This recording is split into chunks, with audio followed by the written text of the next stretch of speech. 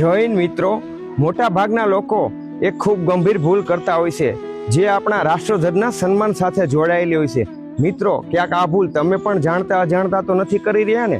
ખાસ એવું બને છે કે 15મી ઓગસ્ટ અને 26મી જાન્યુઆરીનો કાર્યક્રમ પૂર્ણ થયા બાદ મોટા ભાગના લોકો રાષ્ટ્રધ્વજને સાચી રીતે ફોલ્ડ કરવાની રીત જાણતા નથી.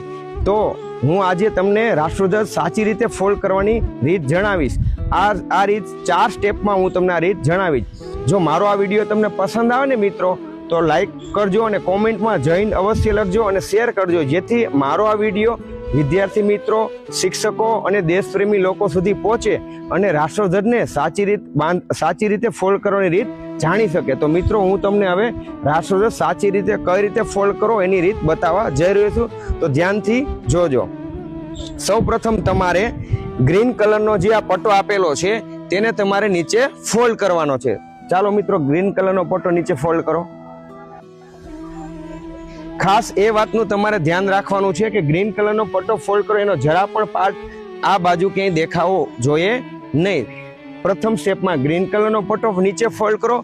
બીજું સ્ટેપમાં તમારે કેસરી કલરનો જે પટ્ટો છે એ પણ એના પછી નીચેના સ્ટેપમાં નીચેની બાજુ ફોલ્ડ કરવાનો. ચાલો, કેસરી કલરનો પટ્ટો નીચે ફોલ્ડ કરો. ઓકે, હવે બીજા સ્ટેપમાં આપણે કેસરી કલરનો પટ્ટો ફોલ્ડ કર્યો. પ્રથમ સ્ટેપમાં આપણે ગ્રીન કલરનો જે પટ્ટો છે ફોલ્ડ કર્યો. બીજા સ્ટેપમાં કેસરી કલરનો પટ્ટો ફોલ્ડ કર્યો છે.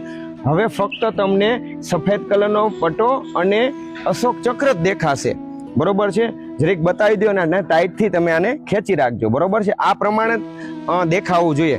હવે આપણે ત્રીજા સ્ટેપ તરફ આગળ વધીએ છીએ. ત્રીજા સ્ટેપમાં બંને બાજુથી થોડું થોડું તમારે ફોલ્ડ કરવાનું છે. બંને બાજુથી આખું અહીં સુધી નથી તમારે વાળવાનું, ફક્ત આટલું બંને બાજુથી ફોલ્ડ કરો. આ સાઈડથી ફોલ્ડ કર્યું, એવું જ સામેની સાઈડથી ફોલ્ડ કરી દો. બરોબર છે?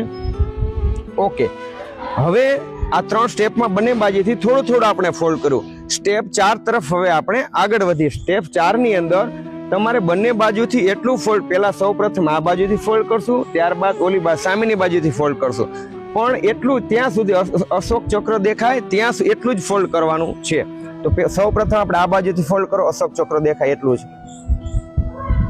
ફોલ્ડ કરી દો. કરો. ઓકે, ખૂબ સરસ.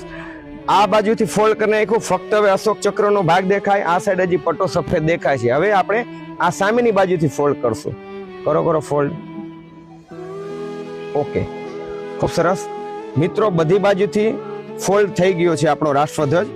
તો આ રીતનું જો હવે ફક્ત તમને અશોક ચક્ર દેખાય છે. આ સાચી રીત છે રાષ્ટ્રધ્વજને